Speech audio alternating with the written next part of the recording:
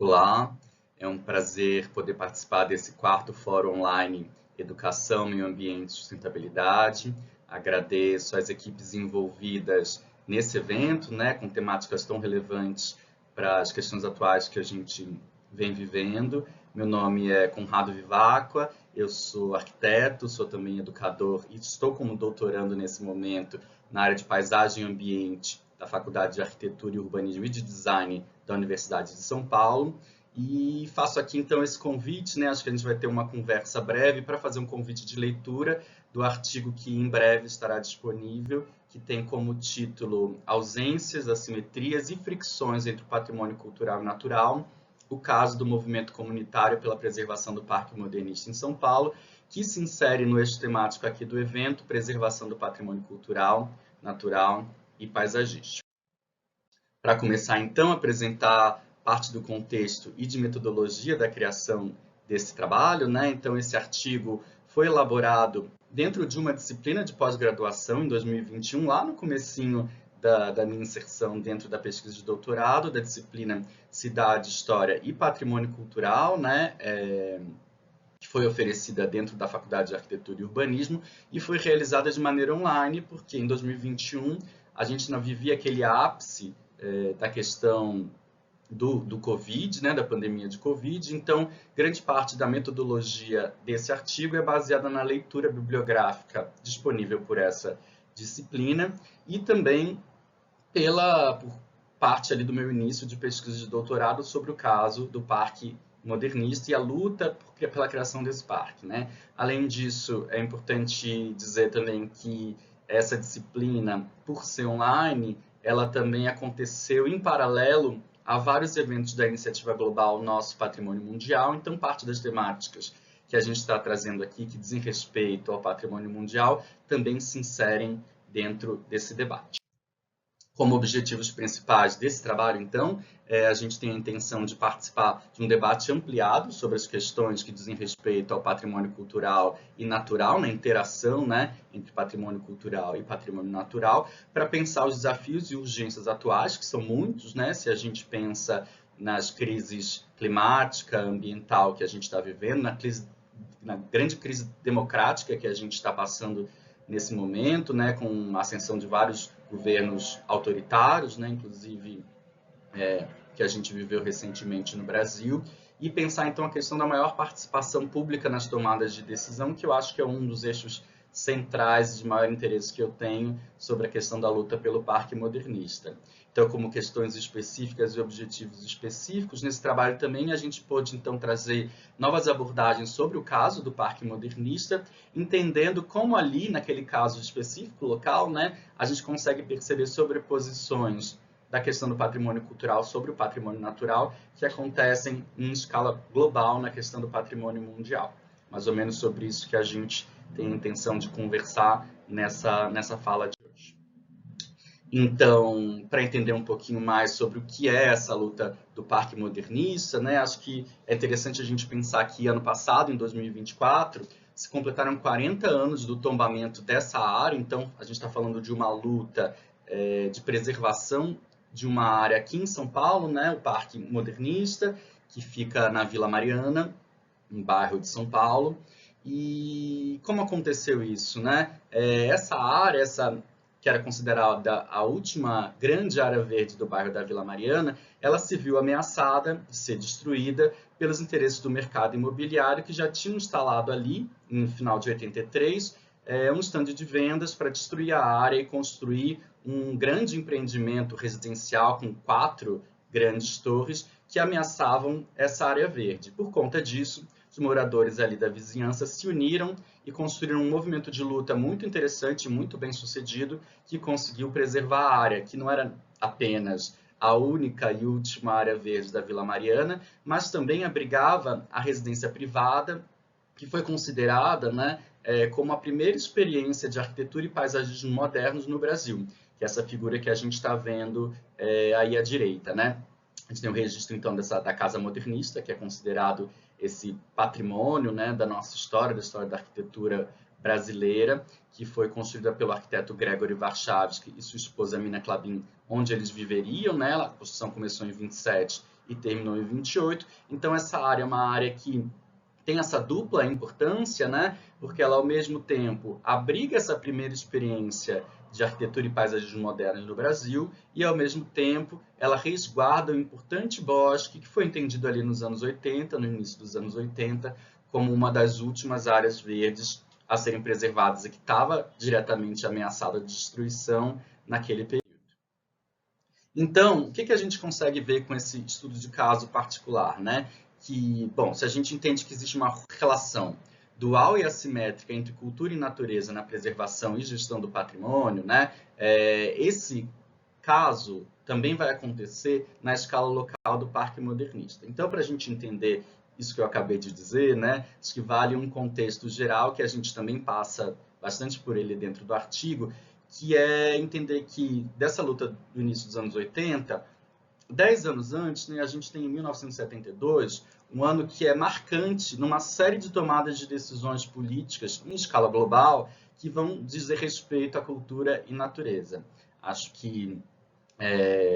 vale, então, notar que esse é o ano, né, em que se realizou a Conferência das Nações Unidas sobre o Meio Ambiente Humano, né, a então conhecida Conferência de Estocolmo, porque aconteceu na capital da Suécia, Estocolmo. Então, a primeira grande conferência global a tratar das questões da degradação humana sobre o planeta, né, sobre o meio ambiente. E esse também, 72, também é o ano em que se realizou a Convenção para a Proteção do Patrimônio Mundial, Cultural e Natural,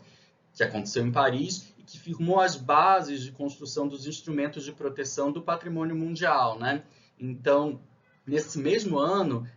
esses dois grandes eventos globais se realizaram e dizia respeito à sociedade pós-1960, que via, depois, né, das grandes guerras, uma série de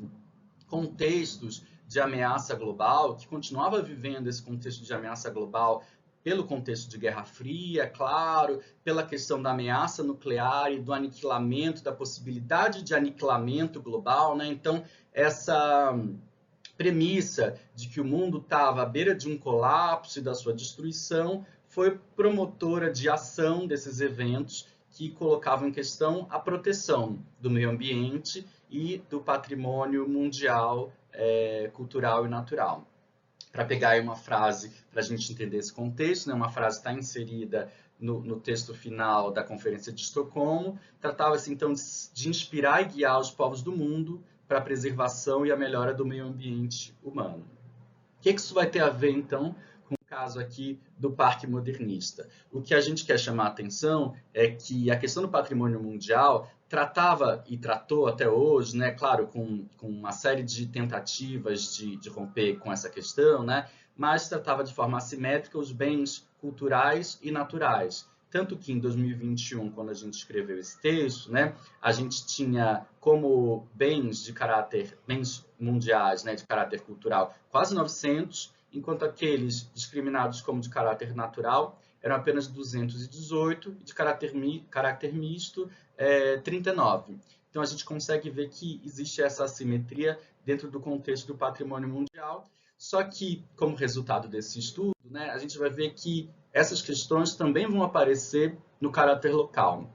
Primeiro, no que diz respeito às ausências. Quando o parque é inaugurado só em 2008, né, como Parque Casa Modernista, ele aparece sem menções diretas à luta e ao patrimônio natural. O que a gente vai ver é, ao contrário, né, uma expografia, um material expográfico voltado para as histórias dos proprietários, do arquiteto e da paisagista que ali viviam, né, e para a questão do patrimônio vinculado às artes e à arquitetura. Com isso, a gente narra também a questão de que as próprias equipes do educativo do museu, né, da Casa Modernista, começaram a tentar pensar, então, como novas narrativas eram necessárias para que uma narrativa única sobre esse patrimônio não prevalecesse. E aí o projeto Memória Presente, que eu fiz parte, fui um dos educadores patrimoniais, né, que participaram da equipe em 2014, da Casa Modernista, buscava com rodas de conversa trazer novas abordagens, novas formas de escuta que permitissem que o patrimônio da casa fosse ampliado para questões que não só relativas aos aspectos da arquitetura e da paisagem, mas também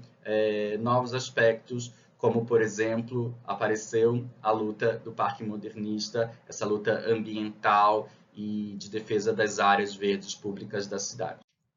Com isso, a gente percebe nesse trabalho que essa assimetria entre cultura e natureza, que está ali na divisão colocada do patrimônio mundial, ela repercute diretamente na escala local do Parque Modernista. Ela repercute, inclusive, nessa reprodução que está nas estruturas da gestão pública, em que, por exemplo, a parte da casa é administrada pela Secretaria de Cultura da Prefeitura de São Paulo, enquanto a área verde é administrada pela Secretaria do Verde.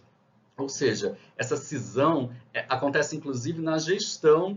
desse equipamento público urbano, né? E aí o que a gente entende é que é necessário romper com essa cisão e pensar cultura e natureza como binômios, como sugere Bruno Latour, né?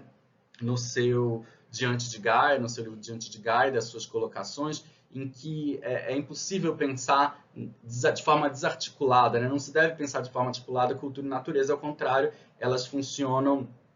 conjuntamente. E aí a gente entende, a partir desse trabalho, que a luta do Parque Modernista, né, que era uma luta que não permitia que só a casa fosse protegida, ou só uma parte daquele patrimônio fosse deixado para as futuras gerações, né, mas que queria, ao contrário, que todo o conjunto fosse defendido, porque entendia que era uma questão socioambiental, né, de defesa da memória, daquele espaço importante para a cultura brasileira e, ao mesmo tempo, uma área verde que influenciava no microclima da região. Então, que entendia que existia um caráter ambiental importante, um caráter cultural importante e que esse movimento, então, trazia as questões de cultura e natureza sem uma divisão clara, que acabou sendo reproduzida, como a gente viu, na estrutura do parque quando ele reabriu. E aí acho que vale dizer que a luta do Parque Modernista ainda tem poucos trabalhos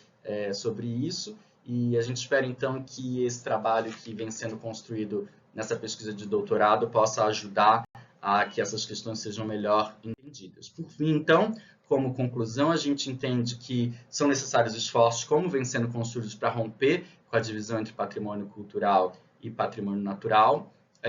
A gente espera que esse caso específico do Parque Modernista contribua com a ampliação dessa discussão, né, e entender como ela chega na escala local. O Parque Modernista, então, completou 40 anos de luta em 2024, isso não é pouca coisa, a gente precisa celebrar e relembrar esse caso para entender a nossa relação com o futuro. E, bom, segue pendente aí informações sobre essa luta que a gente espera ajudar a construir com esse doutorado. Fica mais uma vez, então, um convite para a leitura do nosso artigo, que vai estar disponibilizado em breve nos materiais do fórum online. Eu agradeço mais uma vez pela escuta, pela partilha do diálogo e fico aberto para a gente continuar discutindo questões possíveis sobre tudo isso. Muito obrigado, valeu, abração.